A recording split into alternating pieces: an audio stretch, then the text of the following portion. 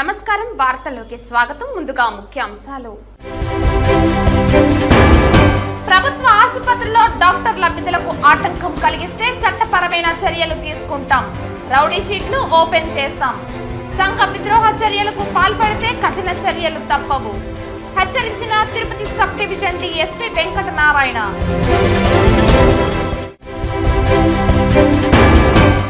Social మీడియాలో ఆధారాలు లేని ఆరోపణలు, ఎదుగుదల ఓర్వలేక నిందలు, భూ కబ్జాలపై మీడియాలో పోస్టులపై చంద్రగిరి జనసేన పార్టీ ఇన్ఛార్జ్ దేవర మనోహర్ ఫైర్.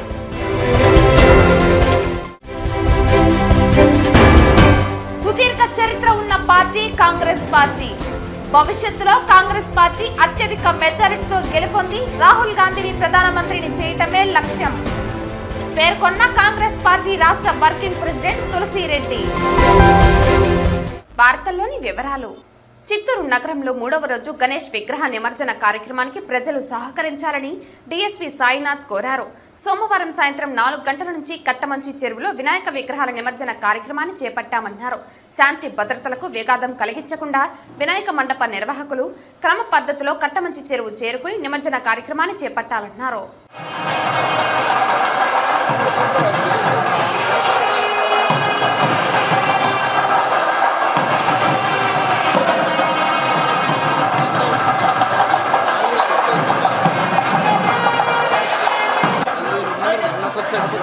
సైడ్ బదులే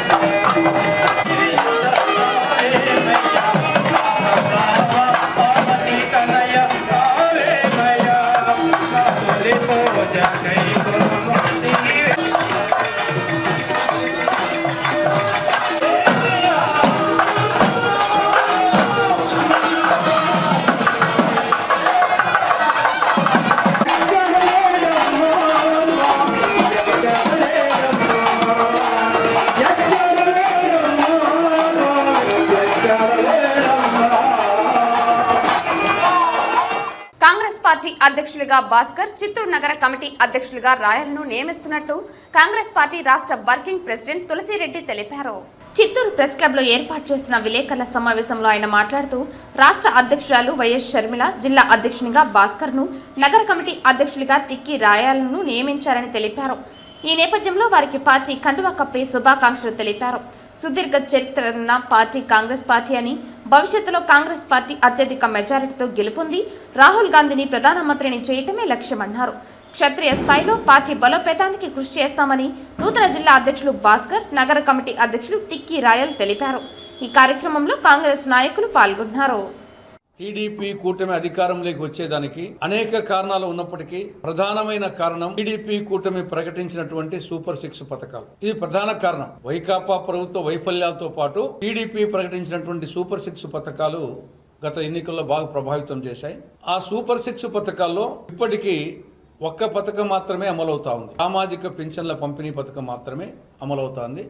దాదాపు 3 నెలలు కావస్తా ఉంది. కాబట్టి సామాజిక పింఛన్ల పంపిణీ పథకం సక్రమంగా, సమర్థవంతంగా మీరు చెప్పిన విధంగా ప్రతి నెల 1వ తేదీనే వాళ్ళ ఇంటి వద్దనే ఇస్తా ఉన్నందులకు పార్టీ ప్రభుత్వాన్ని వచ్చేసి కాంగ్రెస్ పార్టీ అభినందిస్తా ఉంది. కానీ మిగతా 5 హామీల మాట ఇప్పటికే 3 నెలలు అవుతా ఉంది. మిగతా 5 హామీలు ఉన్నాయి. 6లో 1 ఓకే, మిగతా 5 అమలు కాలేదు. కాబట్టి సూపర్ 6 పథకాల్లో ఒక్క హామీ మాత్రమే అమలైంది. మిగతా 5 హామీలు అమలు కాలేదు. ప్రజలు ఆ హామీల కోసం ఎదురు చూస్తున్నారు. కాబట్టి ఎప్పటి నుండి అమలు చేస్తారో స్పష్టత ఇవ్వాలని, వీలైనంత త్వరగా ఈ 5 పథకాలను కూడా అమలు చేయాలని కాంగ్రెస్ పార్టీ రాష్ట్ర ప్రభుత్వాన్ని డిమాండ్ చేస్తా ఉంది. వినాయకుని కృపా కటాక్షాలతో ప్రజలందరూ సంతోషంగా ఉండాలని నగిరి నియోజకవర్గ బీజేపీ మహిళా మోర్చా జాతీయ కార్యవర్గ సభ్యురాలు నిషేధరాజు తెలిపారు. వినాయక చవితిని పురస్కరించుకుని పుత్తూరు కాపు వీధిలో మండపం నందు వినాయకుని విగ్రహాల వద్దకు కమిటీ వారు నిషిధరాజును ఆహ్వానించి స్వామివారికి ప్రత్యేక పూజలు చేసి అన్నదాన కార్యక్రమంలో పాల్గొన్నారు. ఈ సందర్భంగా నిషిధరాజు మాట్లాడుతూ ముందుగా నగిరి నియోజకవర్గం పుత్తూరు మండలం ప్రజలకు వినాయక చవితి శుభాకాంక్షలు తెలియజేస్తూ మనం పూజించే దేవుళ్లలో మొట్టమొదటిగా పూజించేది వినాయక స్వామినేనని, భారతదేశం మొత్తంలో అతి భారీగా చేసేటువంటి సంబరం వినాయక చవితి అని తెలిపారు. ఆ వినాయకుని కృపా కటాక్షములతో సమస్త జనులందరూ సుఖ సంతోషాలతో ఆయుర ఆరోగ్యాలతో ఉండాలని భగవంతుని కోరుతున్నామన్నారు. ఈ కార్యక్రమంలో కార్యకర్తలు, భక్తులు తదితరులు పాల్గొన్నారు. తిరుపతి నగరంలో రౌడీలు ఎక్కడైనా సంఘ విద్రోహ చర్యలకు పాల్పడితే కఠిన చర్యలు తప్పవని, ప్రభుత్వ ఆసుపత్రిలో డాక్టర్ల విధులకు ఆటంకం కలిగిస్తే చట్టపరమైన చర్యలు తీసుకుంటామని, రౌడీ షీట్లు ఓపెన్ చేస్తామని, గత రాత్రి రుయా ఆసుపత్రిలో డాక్టర్ల విధులకు ఆటంకం కలిగించి దాడి చేయడానికి ప్రయత్నించిన ఘటనలో 7గురిని అరెస్టు చేసినట్లు Tirupati sub division DSP Venkatanarayana వెల్లడించారు.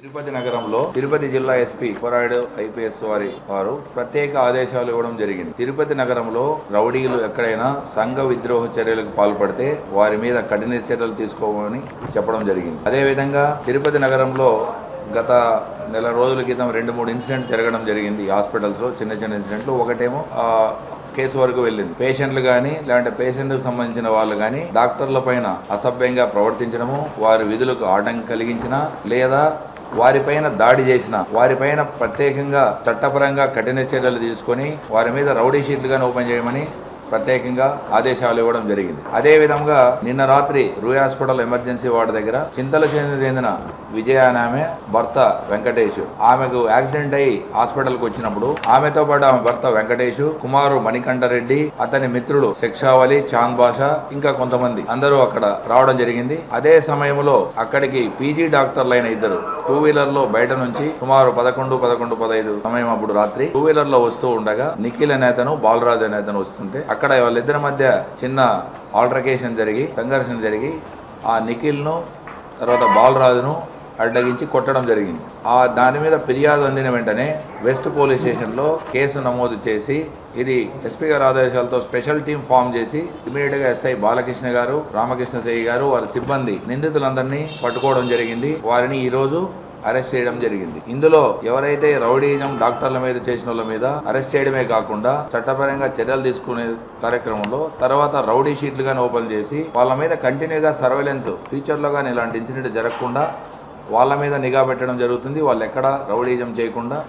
అలాగే మేము దీనివల్ల తెలియజేయడం ఏంటంటే ఎవరే కానీ డాక్టర్లకు హాస్పిటల్లో వారి విధులకు ఆటంకం కలిగించడం కానీ వారి మీద అసభ్యంగా ప్రవర్తించడం కానీ ఏదో దాడి చేయడం కానీ చేసిన చట్టరీత్యా చాలా తీవ్రమైన చర్యలు ఉంటాయని ప్రతి ఒక్కరికి తెలియజేస్తూ మీడియా ముఖంగానే అందరికీ తెలియజేస్తున్నాం. ఎవరికైనా అక్కడ హాస్పిటల్స్ లేదన్న ఇష్యూస్ ఉంటే ఆ పేషెంట్కి సంబంధించి కానీ ఇంకా ఇతర విషయాలు ఉంటే దానికి సంబంధించిన ఉన్నతాధికారులు ఉన్నారు. సిమ్స్ అయితే అక్కడ జేఓ మేడం గారు ఉంటారు, రుయా అయితే సూపరింటెండెంట్, ఇంకా ఇతర ఉన్నతాధికారులు తెలియజేసుకోవాలి తప్ప అక్కడ ఎలాంటి దౌర్జన్యాలు ఇవన్నీ ఉపేక్షించడం జరగదు. ఇక మీదట ఎవరు జరిగినా చాలా కఠిన చర్యలు ఉంటాయని తెలియజేసుకుంటున్నాం. టోటల్ 7 మెంబర్స్ అందరు ఇందాక చెప్పాం కదా, శిక్షావలి ఆ ప్రెస్ నోట్ కనుక శిక్షావలి, చాంద్ బాషా, మునికృష్ణ, కృష్ణబాబు, మణి, శివకుమార్, సాయి కుమార్. తన రాజకీయ ఎదుగుదలను, ప్రజాదరణను చూసి ఓర్వలేక సోషల్ మీడియాను వేదికగా చేసుకుని కొందరు ఆధారాలు లేని ఆరోపణలు చేయటాన్ని చంద్రగిరి జనసేన పార్టీ ఇన్ఛార్జ్ దేవర మనోహర్ ఖండించారు. సోమవారం చంద్రగిరి ఆర్ఎన్బి అతిథి గృహంలో ఆయన మీడియా సమావేశం ఏర్పాటు చేశారు. ఈ సందర్భంగా దేవర మనోహర్ మాట్లాడుతూ తిరుచానూరులో కబ్జాలకు పాల్పడుతున్నారని, నాపై దుష్ప్రచారం చేస్తున్నారని ఆవేదన వ్యక్తం చేశారు. గతంలో వైసీపీ అవినీతిపై ప్రాణాలు పెట్టి పోరాడానని గుర్తు చేశారు. చంద్రగిరి నియోజకవర్గంలో 2019 నుంచి జనసేన పార్టీని పల్లె పల్లెకు తీసుకువెళ్లి పార్టీ పటిష్టతకు కృషి చేశానని అన్నారు. జనసేన పార్టీకి వస్తున్న ఆదరణ చూసి జీర్ణించుకోలేక వ్యక్తిగతంగా టార్గెట్ చేస్తున్నారని మండిపడ్డారు. రాజకీయ రంగ ప్రవేశం చేసినప్పటి నుంచి ఒక్క అవినీతి మరొక నాపై లేదని స్పష్టం చేశారు.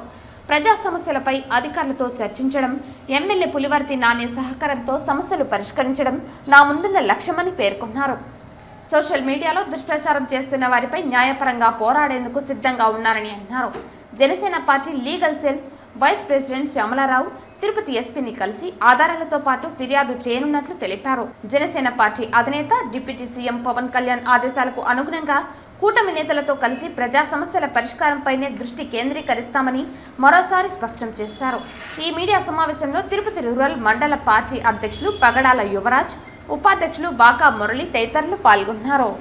కొంతమంది పార్టీ ముసుగులో పై అధికారులు కావచ్చు, జిల్లా నాయకులు కావచ్చు, లేదా మండల స్థాయి నాయకులు కావచ్చు, నా మీద కేవలం నా ఎదుగుదలను చూసి ఓర్చుకోలేక, నాకు వస్తున్నటువంటి విలువని, నాకు వస్తున్నటువంటి ప్రజాధారాన్ని చూడలేక, ఓర్చలేక అదే పనిగా ఒకే గ్రూప్లో 1-10 సార్లు పెట్టిన వార్తనే మళ్ళీ పెట్టి, అంటే వీడియోలో ఏముంది కనీసం కొద్దిగా ఆలోచించండి రా భయ్యా, కొద్దిగా ఆలోచించండి.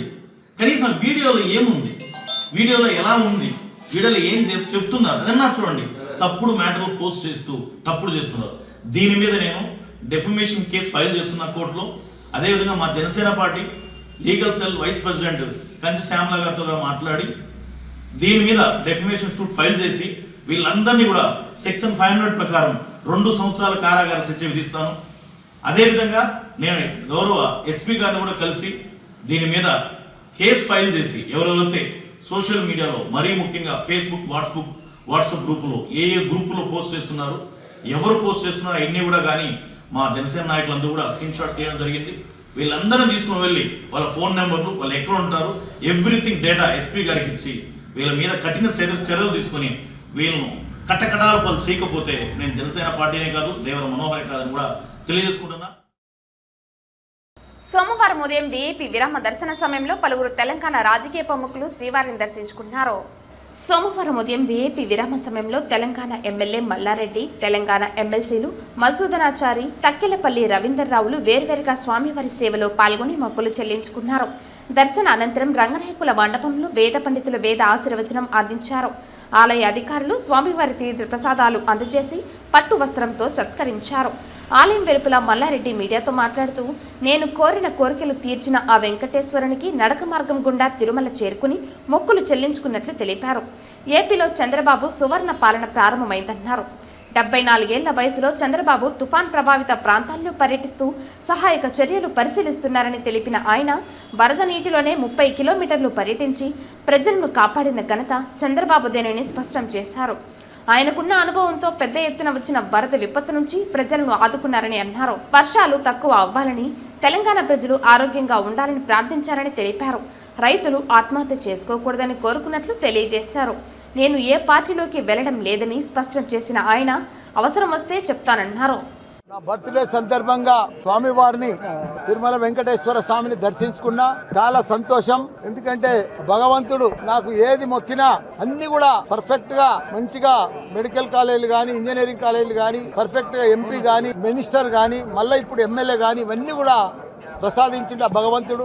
ప్రతి వైకుంఠ ఏకాదశికి కూడా వస్తా. ఇప్పుడు కూడా మంచి యూనివర్సిటీ ఇచ్చిండు కాబట్టి నేను నడుచుకుంటూ ఎక్కినా, గుండు కొట్టించుకున్నా, భగవంతుని మొక్కు చెల్లించుకున్నా. ఏది ఏమైనా ఆంధ్రలో కూడా మన చంద్రబాబు నాయుడు ప్రభుత్వం వచ్చింది. ఇంత పెద్ద తుఫాన్ వచ్చినా విజయవాడ అంతా అతలం కుతలం అయినా కానీ 74 ఏళ్ల సంవత్సరంలో వయసులో కూడా పెద్ద ఎత్తున అక్కడనే ఉండి ఎంత ప్రమాదం ఉన్నా, ప్రజలకు ఎన్ని ఇబ్బందులు వచ్చినా ఆయన నీళ్లలోనే, వాటర్లోనే 22-30 కిలోమీటర్లు తిరిగి ప్రజలను కాపాడిన ఘనత ఆయన ఎక్స్పీరియన్స్ తోటి అదంతా కూడా గొప్ప ఎత్తున కాపాడి చంద్రబాబు నాయుడు. ఆయనకు కూడా ధన్యవాదాలు. వర్షాలు కూడా తక్కువ కావాలి. మా తెలంగాణలో కూడా ప్రజలందరూ కూడా ఆరోగ్యంగా ఉండాలి. వర్షాలు చాలా పెద్ద ఎత్తున పడి చాలా ఇబ్బందికరమైనాయి. రైతులు కూడా ఎవరు కూడా ఆత్మహత్య చేసుకోవద్దు. తెలంగాణలో అందరూ కూడా మా కేసీఆర్ గారు, కేటీఆర్ గారు మంచి అభివృద్ధి చేసి తెలంగాణను ఇక ముందు కూడా తప్పకుండా వాళ్ళు చేస్తారని కూడా మనం చేస్తాం. వార్తలు ముగించే ముందు ముఖ్యాంశాలు మరోసారి. ప్రభుత్వ ఆసుపత్రిలో డాక్టర్ల విధులకు ఆటంకం కలిగిస్తే చట్టపరమైన చర్యలు తీసుకుంటాం. రౌడీ షీట్లు ఓపెన్ చేస్తాం. సంఘ విద్రోహ చర్యలకు పాల్పడితే కఠిన చర్యలు తప్పవు. హెచ్చరించిన Tirupati sub division DSP Venkatanarayana.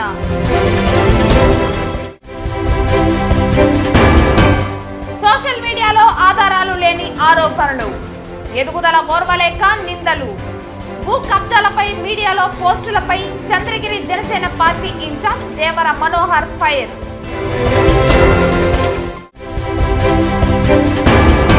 సుదీర్ఘ చరిత్ర ఉన్న పార్టీ కాంగ్రెస్ పార్టీ. భవిష్యత్తులో కాంగ్రెస్ పార్టీ అత్యధిక మెజారిటీతో గెలుపొంది రాహుల్ గాంధీని ప్రధానమంత్రిని చేయటమే లక్ష్యం పేర్కొన్న కాంగ్రెస్ పార్టీ రాష్ట్ర వర్కింగ్ ప్రెసిడెంట్ తులసిరెడ్డి. ఈ వార్తలు ఇంతటితో సమాప్తం. తిరిగి వార్తల్లో మళ్ళీ కలుద్దాం. అంతవరకు సెలవు. నమస్కారం.